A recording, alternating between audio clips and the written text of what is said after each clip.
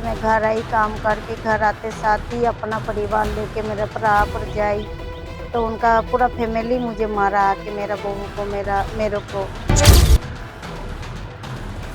ननद के साथ नहीं कोई झगड़ा होया। ननद की बहू ने गालियां दिया हमारी पोतियों को, बोलता रेंट पैदा करो तुमने। ਉਹ ਵਿਚਾਰੀ ਵਿਧਵਾ ਜਨਾਨੀ ਆ, ਉਹਦੇ ਘਰ ਆਣ ਉਹਨੂੰ ਪਏ ਆ ਕਿੰਨੇ ਜਾਣੇ, ਉਹਨੂੰ ਕੁੱਟਿਆ ਮਾਰਿਆ ਵਾ, ਨਾ ਉਹਦੇ ਕੋਲ ਵਿਚਾਰੀ ਕੋ ਤੁਰਿਆ ਜਾਂਦਾ ਉਹੋ ਜਿਹਾ, ਤੇ ਨਾ ਹੀ ਉਹ ਕੋਈ ਕੰਮ ਹੀ ਕਰ ਸਕਦੀ ਆ। मेरा ऊपर कर दिया पर्चा, ऊपर से 40,000 रुपया मेरे ऊपर इंजाम दे रहे कि 40,000 रुपया दो, फिर जाके हम केस रफा दफा करेंगे। कौन मांग रहा है? वो मेरा भाई का बेटा। हम नहीं कभी ऐसा राजीनामा में कि इनके साथ लड़ाई करेंगे। हमारे को क्या लड़ो, रोज सुबह उठ के हमने जाना बोरी लेके 150 कमाने के लिए, हम लड़ाई करेंगे इनके साथ। मैं सारी दुनिया ਨੂੰ ਇਕੱਠੇ ਕਰਕੇ मैं ਧਾਰੀਵਾਲ ਦੇ ਵਿੱਚ ਆਪਣੇ ਆਪ ਭੁੱਖ ਹੜਤਾਲ ਤੇ ਬਾਂਗਾ, ਜਿੰਨਾ ਚੱਕਰ ਇਹਨਾਂ ਨੂੰ ਇਨਸਾਫ ਨਹੀਂ ਮਿਲਦਾ। लो जो भी रिपोर्ट की दिंदी है, जो रिपोर्ट्स आंदियां ने मेडिकल रिपोर्ट्स उस अकॉर्डिंग जो बनती कर रही है अमल में लेंदी जाएगी। ਬਟਾਲਾ ਦੇ ਨਜ਼ਦੀਕੀ ਲੁਧਿਆਣਾ ਮੁਹੱਲਾ 'ਚ ਸਗੇ ਭਰਾ ਭਰਜਾਈ ਦੇ ਵੱਲੋਂ ਨਨਾਣ ਦੇ ਘਰ 'ਚ ਘੁਸ ਕੇ ਨਨਾਣ ਦੀ ਕੁੱਟਮਾਰ ਕੀਤੀ ਗਈ, ਜਿਸ ਵਿੱਚ ਨਨਾਣ ਜ਼ਖਮੀ ਹੋ ਗਈ, ਪਰ ਇਸ ਨੂੰ ਇਨਸਾਫ ਨਹੀਂ ਮਿਲ ਰਿਹਾ। ਦੂਸਰੇ ਪਾਸੇ ਪੁਲਿਸ ਦਾ ਕਹਿਣਾ ਕਿ ਜਾਂਚ ਕਰ ਰਹੇ ਹਾਂ, ਬਣਦੀ ਕਾਨੂੰਨੀ ਕਾਰਵਾਈ ਕੀਤੀ ਜਾਵੇਗੀ। ਵਿਧਵਾ ਸਤਨਾਮ ਜੋ ਕਿ ਪਤੀ ਦੀ ਮੌਤ ਤੋਂ ਬਾਅਦ ਕਬਾੜ ਇਕੱਠਾ ਕਰਕੇ ਆਪਣੇ ਪਰਿਵਾਰ ਦਾ ਪਾਲਣ ਪੋਸ਼ਣ ਕਰ ਰਹੀ ਹੈ। ਬੀਤੇ ਦਿਨੀ ਉਸ ਦਾ ਸਗਾ ਭਰਾ ਤੇ ਭਰਜਾਈ ਵੱਲੋਂ ਝਗੜਾ ਕਰਦੇ ਹੋਏ ਉਸ ਦੇ ਘਰ ਅੰਦਰ ਵੜ ਕੇ ਵਿਧਵਾ ਸਤਨਾਮ ਦੀ ਮਾਰਕੁੱਟ ਕੀਤੀ। ਇਸ ਮਾਰਕੁਟਾਈ ਦੇ ਵਿੱਚ ਸਤਨਾਮ ਜ਼ਖਮੀ ਹੋ ਗਈ। ਪੁਲਿਸ ਕੋਲ ਸ਼ਿਕਾਇਤ ਕੀਤੀ ਤਾਂ ਪੁਲਿਸ ਵੱਲੋਂ ਇਨਸਾਫ ਤਾਂ ਨਹੀਂ ਮਿਲਿਆ, ਉਲਟਾ ਸਤਨਾਮ ਤੇ ਹੀ ਕਾਰਵਾਈ ਕਰ ਦਿੱਤੀ ਗਈ। ਹੁਣ ਵਿਧਵਾ ਸਤਨਾਮ ਇਨਸਾਫ ਦੀ ਗੁਹਾਰ ਲਗਾ ਰਹੀ ਹੈ। ਉੱਥੇ ਹੀ ਵਿਧਵਾ ਸਤਨਾਮ ਦੇ ਹੱਕ ਵਿੱਚ ਨਿਤਰੇ ਮਸੀਹ ਆਗੂ ਕੁਲਵੰਤ ਮਸੀਹ ਨੇ ਕਿਹਾ ਕਿ ਵਿਧਵਾ ਸਤਨਾਮ ਨਾਲ ਸਰਾਸਰ ਨਾ ਇਨਸਾਫੀ ਹੋ ਰਹੀ ਹੈ। उन्होंने कहा कि सतनाम ਨੂੰ इंसाफ मिलना चाहिए। मेरा हस्बैंड की 4 साल हुई डेथ हुई,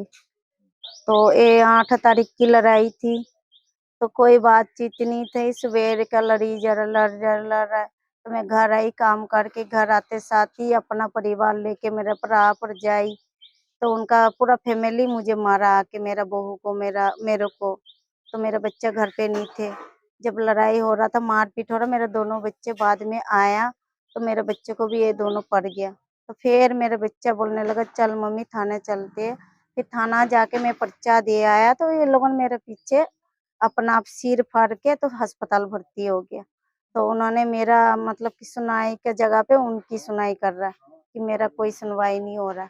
पर्चा उल्टा आपके ऊपर हो गया? हाँ, मेरा ऊपर कर दिया पर्चा, ऊपर से 40,000 रुपया मेरे ऊपर इंजाम दे रहा कि 40,000 रुपया दो, फिर जाके हम केस रफा दफा करेंगे। कौन मांग रहा है 40?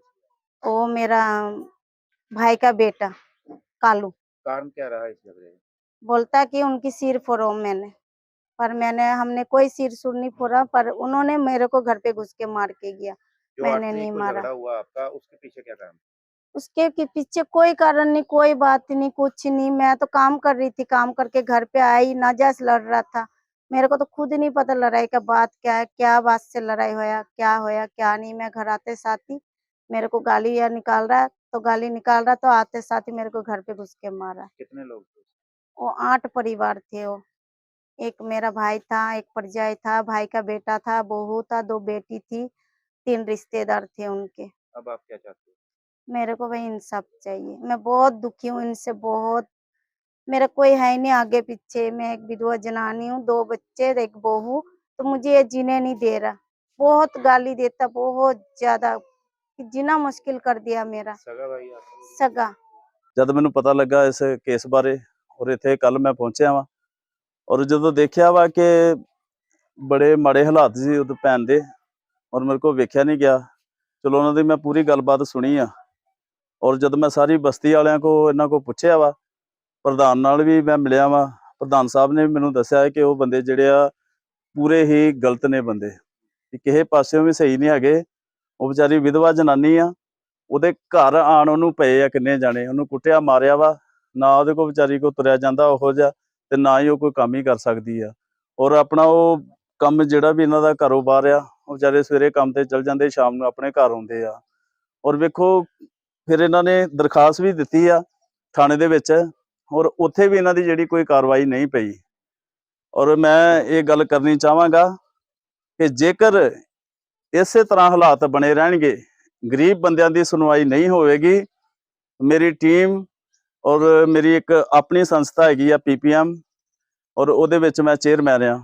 ਮੈਂ ਸਾਰੀ ਦੁਨੀਆ ਨੂੰ ਇਕੱਠੇ ਕਰਕੇ ਮੈਂ ਧਾਰੀਵਾਲ ਦੇ ਵਿੱਚ ਆਪਣਾ ਭੁੱਖ ਹੜਤਾਲ ਤੇ ਬਾਂਗਾ ਜਿੰਨਾ ਚਿਰ ਇਹਨਾਂ ਨੂੰ ਇਨਸਾਫ ਨਹੀਂ ਮਿਲਦਾ। ਔਰ ਮੈਂ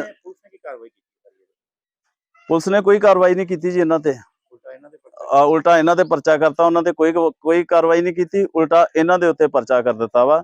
ਜਦ ਕਿ ਮੈਂ ਸਾਰੀ ਛਾਣਬੀਨ ਕੀਤੀ ਆ, ਇਨਵੈਸਟੀਗੇਸ਼ਨ ਕੀਤੀ ਆ, ਉਹ ਬੰਦੇ ਸਾਰੇ ਦਰਅਸਲ ਗਲਤ ਨੇ, ਪੂਰੇ ਦੇ ਪੂਰੇ ਗਲਤ ਨੇ। ਵੀ ਇੱਕ ਵੀ ਕਹਿ ਲਈਏ ਵੀ ਜਾਂ ਬੰਦੇ ਕੋਈ ਮਾੜੀ ਮੋਟੀ ਵੀ ਗੱਲਬਾਤ ਹੁੰਦੀ ਆ, ਕਿਸੇ ਪਾਸਿਓਂ ਵੀ ਉਹ ਸਹੀ ਨਹੀਂ ਹੈਗੇ। ਔਰ ਜਦ ਮੈਂ ਇਹਨਾਂ ਦੀ ਪੂਰੀ ਹੱਡਬੀਤੀ ਸੁਣੀ ਆ, ਇਹਨਾਂ ਕੋਲ ਗੱਲਬਾਤ ਸੁਣੀ ਆ, ਔਰ ਵੇਖਿਆ ਇਹਨਾਂ ਨੂੰ ਮੈਂ ਇਹ ਪਾਇਆ ਕਿ ਸਹੀ ਨੇ ਆਪਣੀ ਜਗ੍ਹਾ ਤੇ।